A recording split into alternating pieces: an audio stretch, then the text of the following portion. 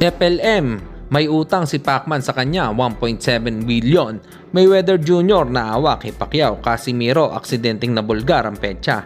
Ito nga't pag-usapan natin, pero bago ang lahat, pakisubscribe po ng channel ko. Huwag nyo na rin kalimutan na click ang notification bell para lagi kayong una sa balita.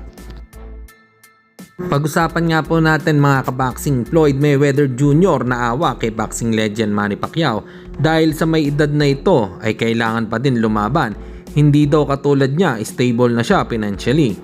Kahit pa ang mga susunod na henerasyon niya ay kaya na nitong mabuhay sa sobrang dami nitong pera dahil sa pagbaboxing niya. Para sa inyo mga kaboxing, ano po opinion nyo rito? Comment lang kayo sa ibaba. Samantalang nabanggit naman ng kapatid ni General Casimiro na si Coach Jason Casimiro ang petsa ng laban ni Cuadro Alas. Ito ay December 27 at dagdag pa nga po nito na magbabalik ng malakas. Papaldo na naman daw. I hope na makabawi si Casimiro sa kanyang susunod na laban nang maiba din ang pagtingin ng mga Casimiro fans. At sa kabilang balita naman tayo mga kaboxing, Norman Mangusin or mas kilalang FLM, sinabi na nagkaroon ng utang sa kanya si boxing legend Manny Pacquiao ng 1.7 billion. Yung bla bla bla. Bayad ba?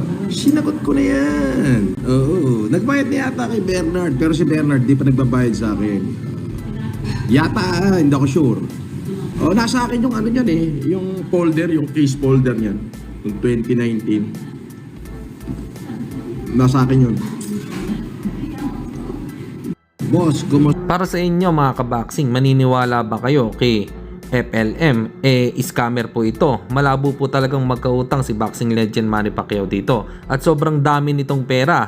Hanggang dito na lang muna ang ating balita. Dito na lang ang aking boxing news report. Babu!